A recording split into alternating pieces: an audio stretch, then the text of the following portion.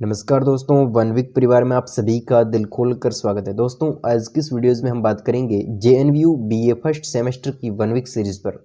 तो दोस्तों, political science की वन वीक सीरीज़ के साथ में आप सभी का स्वागत है। दोस्तों, चलिएगा स्टार्ट करते हैं क्लास को। बीए फर्स्ट सेमेस्टर के लिए आज की इस वीडियोज़ में हम पॉलिटिकल साइंस के मोस्ट इम्पोर्टेंट आज की इस वीडियोज़ में हम 14वें सवाल से क्लास को स्टार्ट करते हैं। दोस्तों, विद्यार्थियों के कमेंट के हिसाब से आज की इस वीडियोज़ में जो सवाल है इसका पेज नंबर है 8। 8वें पेज नंबर में आप निकालिएगा 14वां क्वेश्चन। आपके सामने यही क्वेश्चन संप्रभुता का बहुलवादी सिद्धांत क्या है निकल के आएगा। संप्रभुता का बहुलवादी सिद्धांत आपके सामने बहुत ही मोस्ट इंपोर्टेंट क्वेश्चन पेश हो रहा है। देखिएगा, चलते हैं संप्रभुता का बहुलवादी सिद्धांत क्या है। संप्रभुता को अद्वैतवादी दोस्तों अद्वैतवादी धारणा के विरुद्ध बहुलवादी धारणा एक प्रतिक्रिया है जो यद्यपि राज्य के अस्तित्व को बनाए रखना चाहती है, किंतु राज्य की संप्रभुता का अंत करना श्रेयस्कर मानती है। राज्य की जो संप्रभुता है उसका अंत करना बिल्कुल श्रेयस्कर मानती है, सर्वश्रेष्ठ मानती है। और बहुलवादी विचारधारा के अनुसार राजसत्ता संप्रभु और निसंकुल नहीं है। समाज में विद्यमान अन्य अनेक समुदायों का अस्तित्व राजसत्ता को सीमित कर देता है। दोस्तों, यहाँ पर यह बताया जा रहा है कि संप्रभुता की जो अद्वैतवादी धारणा होती है उसके विरुद्ध में बहुलवादी धारणा एक प्रतिक्रिया होती है, जो यानी कि ये बहुलवादी धारणा है ना, ये अस्तित्व को यानी कि राज्य के अस्तित्व को बनाए रखना चाहती है और किंतु राज्य की संप्रभुता का अंत करना चाहती है। राज्य की संप्रभुता का अंत करना चाहती है। कौन? बहुलवादी धारणा है, वो राज्य का अस्तित्व बनाए रखना चाहती है और साथ ही साथ में राज्य की संप्रभुता को भी बनाए रखना चाहती है। और बहुलवादी विचारधारा के अनुसार राजसत्ता संप्रभु और निसंकुल नहीं है। समाज में विद्वान अन्य अनेक समुदायों का अस्तित्व सत्ता को सीमित कर देता है। दोस्तों,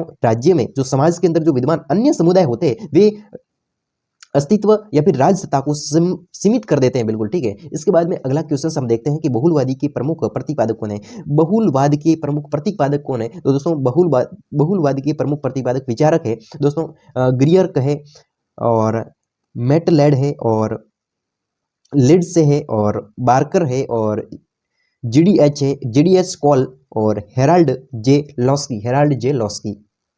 दोस्तों, अगला मोस्ट इंपोर्टेंट क्वेश्चन बनता है कि बहुलवाद के तीन प्रमुख सिद्धांत बताइए। बहुलवाद के तीन प्रमुख सिद्धांत बताइए। देखिएगा, पहला सिद्धांत है, मोस्ट इंपोर्टेंट क्वेश्चन है कि बहुलवाद के प्रमुख तीन सिद्धांत बताइए। बहुलवाद के सिद्धांतों के बारे में क्वेश्चन बनता है इंपोर्टेंट। देखिएगा, कौन कौन से तीन सिद्धांत है? अन्य समुदायों के समान राज्य भी, अन्य समुदायों के समान राज्य भी केवल एक समुदाय है। तो ये पहला बहुलवाद का सिद्धांत है। ठीक है।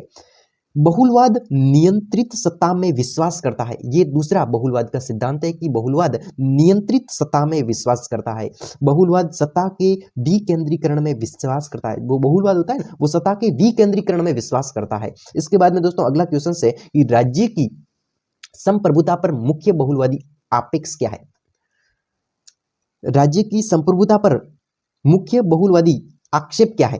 राज्य की जो संप्रभुता है उसके ऊपर बहुलवादी आक्षेप क्या है? तो इसके बारे में बहुलवादी राज्य की असीमित और निरंकुश संप्रभुता को अस्वीकार करते हुए राज्य की नियंत्रित संप्रभुता में विश्वास करते हैं। वे आंतरिक तथा बाह्य दोनों क्षेत्रों में राज्य की संप्रभुता को सीमित मानते हैं। तो दोस्तों, राज्य की जो संप्रभुता है इस पर बहुलवादी आक्षेप होता है तो वो क्या होता है कि बहुलवादी राज्य की असीमित और निरंकुश संप्रभुता है। दोस्तों, जो बहुलवादी होता है वो राज्य की असीमित और निरंकुश संप्रभुता को अस्वीकार करते हुए राज्य की नियंत्रित संप्रभुता में विश्वास करता है। कौन? जो राज्य का बहुलवादी आक्षेप है वो राज्य के अंदर असीमित और निरंकुश संप्रभुता को अस्वीकार करते हुए राज्य की नियंत्रित संप्रभुता में विश्वास करता है और वे आंतरिक और बाह्य दोनों क्षेत्रों में राज्य की संप्रभुता को सीमित बनाते हैं। तो दोस्तों, ये है राज्य की आंतरिक और बाह्य दोनों क्षेत्रों में राज्य की संप्रभुता को सीमित बनाने का कार्य करता है। तो वो राज्य बहुलवादी आक्षेप है। इसके बाद में दोस्तों 19वां सवाल बनता है कि बहुलवादी सिद्धांत का महत्व दो बिंदुओं पर में बताइए। बहुलवादी सिद्धांत का महत्व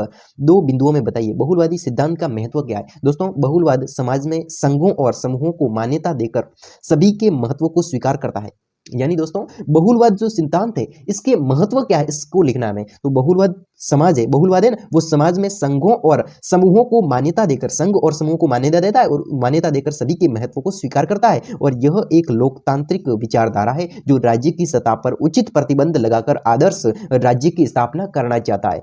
ठीक है। तो ये दोनों दोस्तों इसके इंपॉर्टेंट बिंदु है कि जो बहुलवादी सिद्धांत होता है वो समाज या फिर संघों समूह या फिर संघों को मान्यता देता है और उसके बाद में महत्व को स्वीकार करता है, उसके महत्व को स्वीकार करता है। ये पहला बिंदु हो गया। इसके बाद में यह एक लोकतांत्रिक विचारधारा यानी कि जो बहुलवादी सिद्धांत है वो एक लोकतांत्रिक धारा है और जो राज्य की सतह पर उचित प्रतिबंध लगाकर आदर्श राज्य की स्थापना करना चाहता है। तो दोस्तों ये दो हो गए। तो अब अगला सवाल है कि संप्रभुता के कोई दो लक्षण बताइए। संप्रभुता के कोई दो लक्षण बताइए, यानी कि दोस्तों संप्रभुता है इस ये हम कैसे कह सकते हैं, तो कोई लक्षण तो होगा ना। तो दोस्तों लक्षण को बताना है। दोस्तों पहला है निरंकुशता और दूसरा है स्थायित्व। अगर संप्रभुता होगी तो निरंकुशता होगी और क्या होगा, स्थायित्व भी होगा। कैसे? निरंकुशता का मतलब संप्रभुता की सर्वोच्च, ये जो संप्रभुता है इसकी सर्वोच्च शक्ति निरपेक्ष और निरंकुश होती है, तो ये पहला लक्षण हो गया। इसके बाद में स्थायित्व, संप्रभुता होती है ना, वो संप्रभुता एक स्थायी वस्तु है। कैसी वस्तु है? ये एक स्थायी वस्तु है, यानी कि इसका स्थायित्व है। तो ये दोनों होंगे तो हम कह सकते हैं कि ये संप्रभुतावादी है। यानी कि संप्रभुतावादी के दो लक्षण होते हैं, एक तो होती निरंकुशता और एक स्थायित्व। निरंकुशता का मतलब हुआ कि संप्रभुता की सर्वोच्च शक्ति निरपेक्ष और निरंकुश होती है और स्थायित्व यानी कि वो बिल्कुल स्थायी वस्तु होती है। इसके बाद